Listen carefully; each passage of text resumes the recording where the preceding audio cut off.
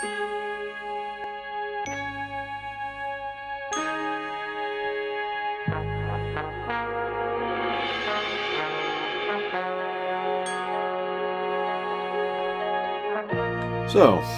time for the one episode that everyone likes from this series. This is the big one, the one written by DC Fontana, the one she insisted she get. She's actually working as a, story editor and associate producer on this show. And she was like, I want to write for this show. Let me write for this show. At least one episode. So they gave her one episode. But this is it. And it's the one that basically everyone agrees is actually good from TAS, and in fact is the one that pretty much everyone agreed was continuity. Well, Roddenberry himself agreed with that, reportedly. I wasn't actually able to narrow that down, but a lot of people repeat that fact. The fact of the matter is, the groups who really considered this to be continuity are the Akudas.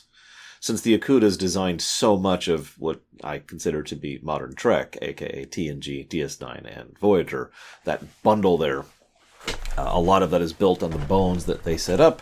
So the fact that they consider this canon means that a lot of it is used going forwards. In fact, you'll notice that the relationship between Spock and Sarek, and the nature of the bullies, and Spock's dilemma between himself, all of this stuff fits neatly into the rest of Trek. In fact, it fits so neatly, it even fits into the Kelvin timeline.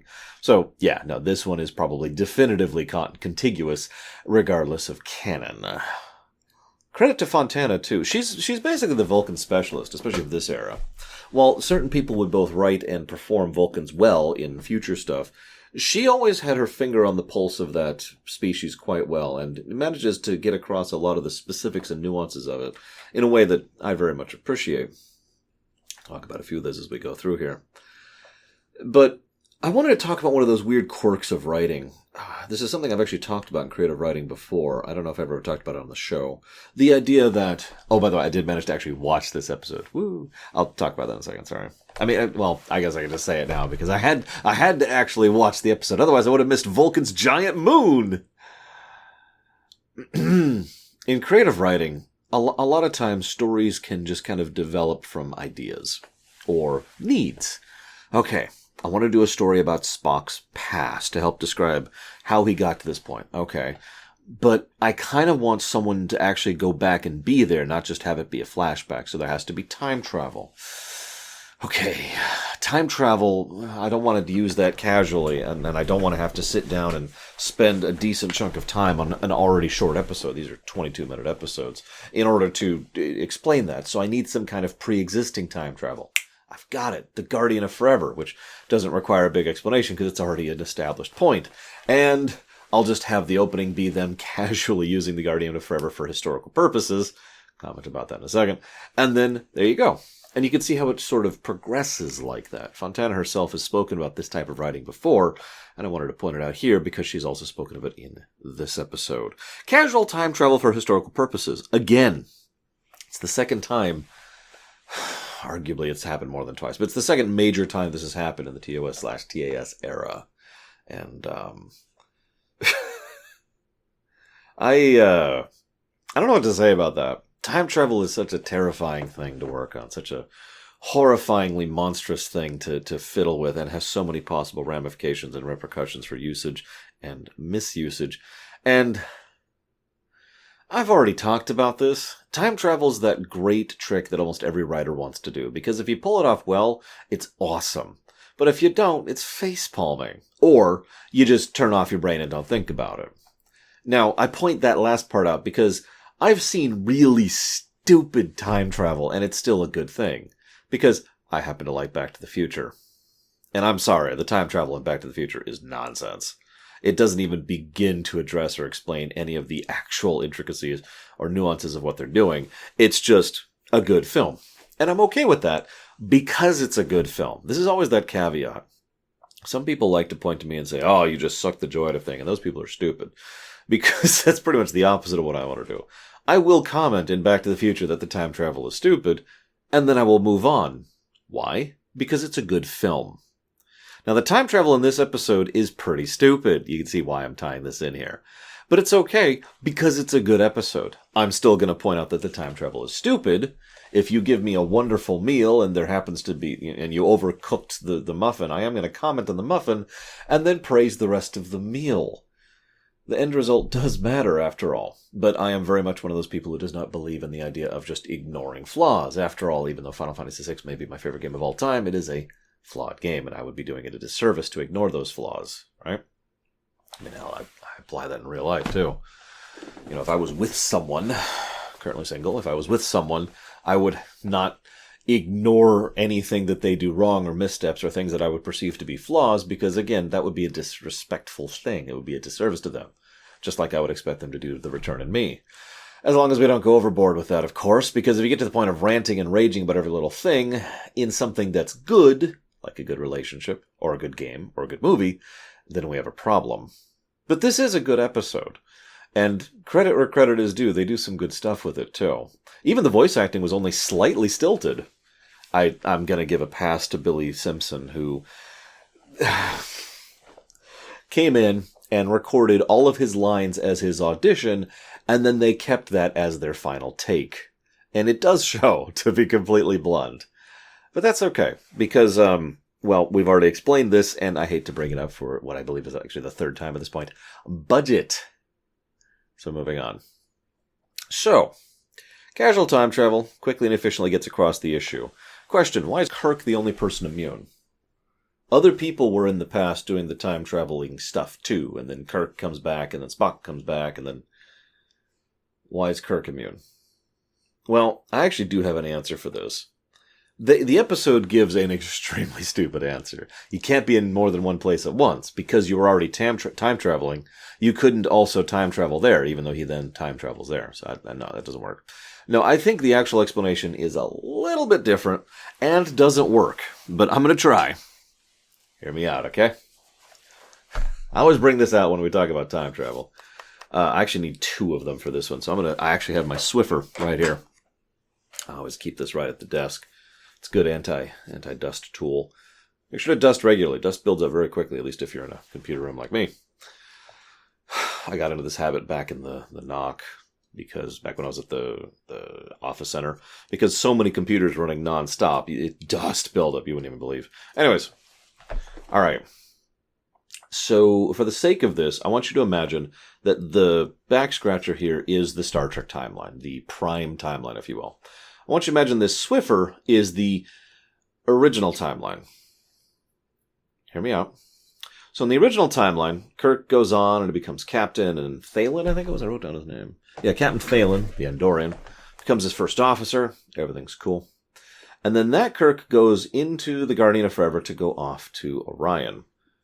Now, what happens to that Kirk, we don't know. And it is possible we will never know, because this timeline either collapses or is, it just kind of does its thing. Because this is either Type 2 or Type 3 time travel. I'm using 2 different lines here, but that's just for visual purposes. If this is Type 2 time travel, then what eventually happens is this timeline replaces this one. If it's Type 3, then we've just got 2 separate timelines. Take your pick. It doesn't matter for the purposes of this demonstration. So they enter the portal.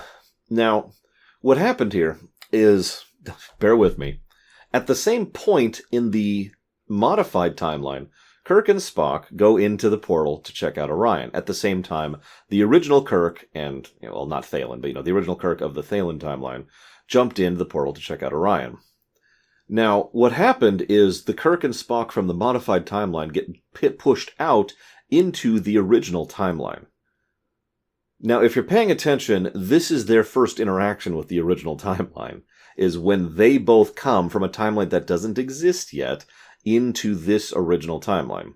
They then try to figure out what's going on. They say, hey, Guardian, can I do this? Yes, sure. And then Spock goes back over here.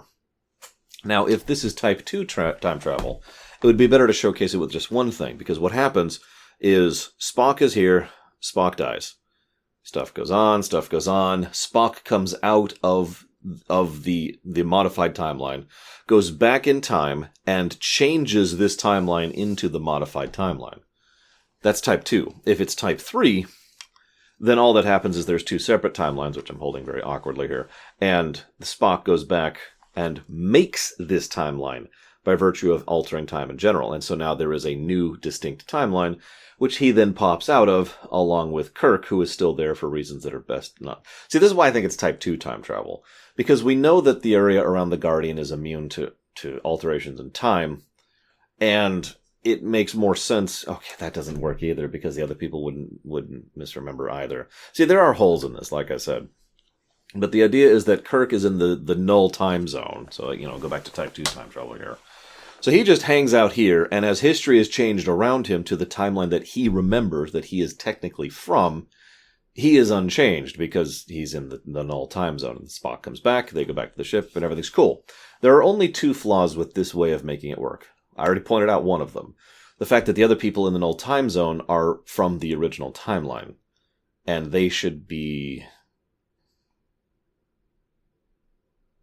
No, actually, that does make sense. I'm sorry. I'm wrong. I am wrong. Because they would be unaffected by the inclusion of the alternate Spock and the alternate Kirk coming into the original timeline. And so they are unaffected by it because they were just recording history or whatever. So actually, never mind. That makes perfect sense. Okay, that flaw is gone. There is still a flaw, I'm afraid, though. And the flaw in this theory is the fact that when he goes back to alter time, rather than concluding the timeline rather than making the timeline that he is from, what he does is he makes a new timeline that he is from. Because his pet died, whereas in the previous timeline it didn't. Now, I get why she wanted the pet to die, but that tiny little niggle, if she would just have changed that. If Aichaya always died, that would smooth out this whole thing and it would all make perfect sense. I know, you're probably sitting there thinking, that makes perfect sense, but it does. Especially if the Guardian is deliberately messing with things. I've said many times that the Guardian has an agenda. We just don't know what exactly it is. And this would sit neatly into that idea, that he would push out alternate versions of people from a timeline, from time that hasn't been crafted yet, in order to ensure that they would then notice something is wrong and go back in time to conclude the timeline in the way that it feels it should be. Makes perfect sense if there's an entity, an identity, and an agenda behind that. What do you all think? I'm hoping at least someone in chat, or excuse me, not a stream, at least someone in the comments says, Laura, you're stupid, just go with it. How many comments am I going to get saying that now? All right, so that's that explained. So, I wonder if Thalen became captain in the altered timeline. Oh, if you're paying attention, this does mean that Star Trek, all of Star Trek, is actually an altered timeline, not an original timeline. Which makes perfect sense to me. After all, Star Trek Online did a similar story as well, and it's actually one of the more brilliant elements of STO, in my opinion. I wonder which one of those timelines was the original. Anyways, I'm getting off topic. So, this time, they talk up to the Guardian. They give him super specifics on where he wants to go. Where was this back when they needed to go back and find Edith Keeler? My God. That would have been really useful back then. But instead, they go to a specific time and a specific place in a specific way. Period, appropriate clothing, yada, yada, yada. They're much more prepped this time, is what I'm trying to say. It actually makes me wonder if this stuff could have been in the Guardian for a bit. Whatever, I'm getting off topic. And then we find the Kelvin kids. You remember those kids, right? In Star Trek 2009? The bullies. The Vulcan bullies. You know, this is going to sound strange, but that actually is very logical to me. No, seriously. Children, by definition, do not have the kind of control adults do. It's because control is a thing that has to be learned, both physical control, emotional control, and mental control. And so even from a logical mindset that is being trained all their life to think in terms of logical deduction, bullying Spock is logical. This is a good time to mention as any that logic does not follow a singular path. All logic has to do is follow a sequential sense-making. That's all logic is. So everyone can, as I to quote myself here, logic is a path to a truth, not the path to the truth. Spock himself has a quote on this, which is a little more famous for some reason. I'm not sure why. But the idea that the kids would do this makes perfect sense. Logically, Spock is inferior. He is partially human and therefore is not actually at the level of standards that they have set. And remember, pride is a huge deal for Vulcans. We see that in this episode, too, because, of course, Fontana, one of the women who pretty much established Vulcans as a concept, understands the whole pride thing since she invented it. But we see this pride thing fully on display here. So, that being said, maybe they should learn how to properly pronounce words. And I know that's coming from me, and Lord knows I have terrible problems with pronunciations because it's me. But Terran? I know, child voice actors. So, Spock, this is really funny. Spock just shows up. It's like, hi, I'm your cousin. And Sarek's like, huh, okay, cool. You want to stay at my place? Yeah, sure, bro. I want you to picture that. I want you to picture someday someone you've never met before and have never heard of just walks up out of the blue. It's like, hey, I'm your cousin. I'm here to visit. And you just take it at their word. I mean, there's only two things we could take out of this. Either these people are astonishingly trusting, which actually, given that they are Vulcans, that would make sense. Or, and I prefer this answer, Vulcans breed like rabbits, and they just can't keep track of them all. What's funny about this is it would take maybe 20 seconds to verify the existence of this person by simply checking records or making a phone call or equivalent when they have hover cars, for God's sakes. Anyways, so we find out that Sarek is there. First of all, awesome to get Mark Leonard back. In fact, they were so uncertain if they were going to get Mark Leonard back for this that they actually had James Doohan voice him, because James Doohan does all the voices in the show, and had Mark Leonard come in and dub over it since they were able to get him at the last minute. Awesome. Also makes him one of only 3 recurring characters between TOS and TAS. I'll point out the other 2 as we go. Either way, Sarek is like, you, once you are on the path of the Vulcan, can never turn back. Once down that dark path of Vulcanism, forever will it dominate your destiny. Sorry, I had something stuck in my throat there. First of all, no.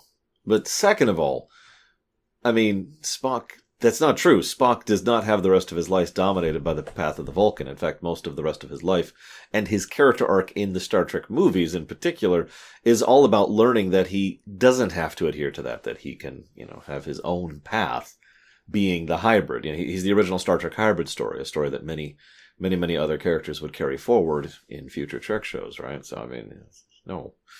Just wanted to comment on that, because I like you, Sarek, but smack! So, you have to go 10 days with no food or water in the forge. I was going to complain about that, but once again, that is very Vulcan, isn't it? We must have discipline. We must be strong. We must be great and awesome and pride. But what I find most interesting is there is no shame in failing. Except for you, because you're half human, and that's why you'll fail, you little miserable little failure. So you get out there and you succeed, right? Sarek doesn't say it that way. Mark Leonard manages the voice perfectly, but that is what he's saying. And once again, we see that bias on display. And it's so logical. Because he is inferior, after all. He is half human. From a logical, objective perspective, he is an inferior specimen to a full Vulcan. Now, the problem with logic is that it's so often wrong. Which, Good Trek acknowledges that. Good Trek actually points to that and says, no. Because, see, the thing is, Spock is a genius. I've actually talked about this more than once before. I'm pretty sure I brought it up in the movies. I know I brought it up in the TOS stuff. Spock is a genius by Vulcan standards, and Vulcans are considered to be supremely intellectual amongst the Federation species, amongst Trek in general. And Spock outshines all of them. Why? Well, we see why in the very next scene. Because young Spock goes out in order to head out into the valley and deal with it right now, days, I think like a month actually, prior to his actual trial. Why? Well, because he's got something to prove. And so he pushes himself. And he pushes himself so much harder and so much further than anyone else does. That is why Spock is a damn genius. Not because he was born it, and not because he was raised it, but because he earned it. It's one of the things I like about Spock, and it's one of the reasons I do love this episode, is because it shows that on full display, that he ripped and teared and shredded himself forward way past anyone else. It's also one of the only character beats I really like in Star Trek 2009, was the fact that Spock was that far top tier, and even there, one of the things they could not help but mention, it's astonishing what you've accomplished in light of your handicap. Pricks. Now, the funny thing is, while it was an insult in that movie, it was still a statement of fact. It's objective fact. He is objectively inferior to a Vulcan.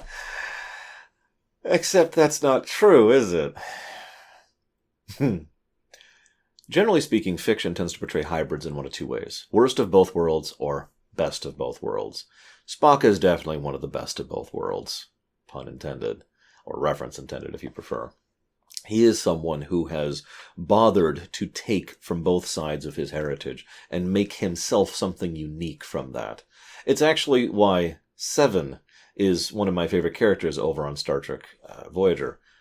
No, not because of that. The actress is a good actress, as I pointed out before, and as she's shown off in other works since.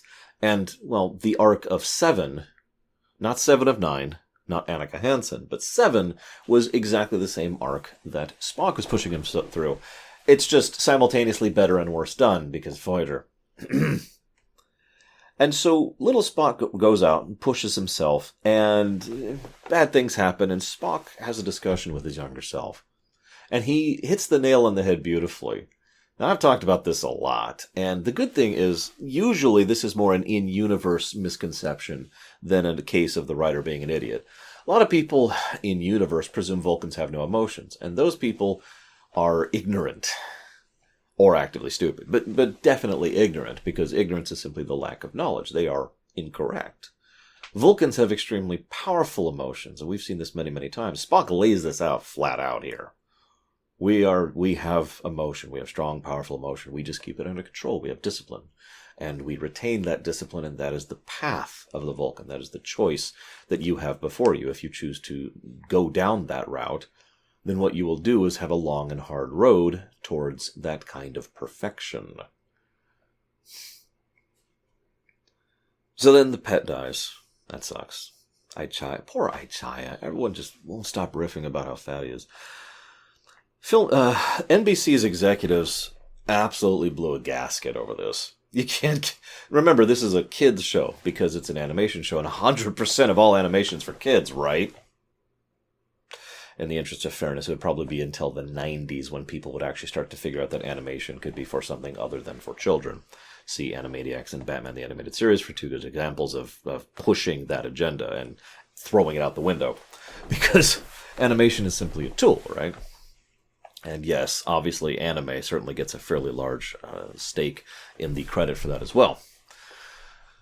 But my point is, the prevalent theory was that this was a kids' show because it was animated, for no other reason. For absolutely no other reason. And so the idea of having a pet die in an animated kids' show was just something that, you can't do that.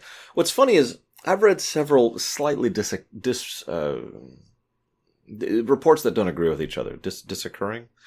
Reports about why that is exactly and how this actually got into thing. But the thing that I was able to pinpoint most concretely is that when NBC was making this show originally, they were so budget-starved that they allowed Filmation to basically be off the leash, which means Filmation had the final creative say. So Filmation made the call here, not NBC. And Roddenberry and Fontana both went to bat for this idea hard. Now, this might be one of the only good things Roddenberry's ever done in his life, but I will also give huge credit to Fontana, who, by her own account, worked very hard and championed this idea very hard, and never received any particular feedback about that, which is strange, because I'm guessing people just weren't telling her, the associate producer, that there was so much pushback against this idea. You see what I mean with the differing accounts. This is the era of Trek in general. There's so many just, who knows what's going on. The bottom line is, their mentality was one that I agree with. Showing the death of a pet is something that a kid probably should see, as horrible as that sounds. Because I have always agreed, and this is true for several people as well, the idea, I talked about this in the MLP Ruminations, the idea that the death of a pet is usually how human beings are introduced to the concept of death, to the idea of death and what that means. Some people, like me, get introduced to it by people first, before we have pets of similar manner, since my pet didn't die until I was in my 20s. But the point remains. And the idea here of making sure to emphasize that point, and not to do it for schlock reasons. Like this was done properly, I think. They didn't even drag it out. And the pet died saving his life, definitively. And was allowed to go out with dignity rather than prolong it. And the idea that all things must die in time, and just this kind of concept that is a very mature adult way to look at it. And again, it's correct. So, I'm with it. Then they get back. They change the death of the pet. I already complained about that. This episode ends on a bit of a wah-wah, but what really makes me sad, let's ignore the wah-wah for a moment. What really makes me sad about this episode is Spock never repairs his connection with Sarek. We know this. We've seen Unification Part 1 and 2. And, I mean, this is probably the closest Spock and Sarek have been, possibly in their lives, is when Spock is posing as his distant cousin, who he's never heard of. And only with that distance can Sarek allow himself to get along with his son. Because now the veil, it's referenced in this very episode, the demands of the father insist on perfection or something like that. I forget exactly how he phrases it. But there's an insistence. He holds Spock to a different ideology, and so he treats Spock differently. But if he just saw Spock and removed the veil of my son from that, the two actually would probably get along quite well. And a lot of history supports this, up to and including that final mind meld with Picard over in Unification. It's a damned shame. And it adds to the tragedy of Unification, and another reason why this episode is both canon and kind of awesome. I hope you have enjoyed. I will see you all next time.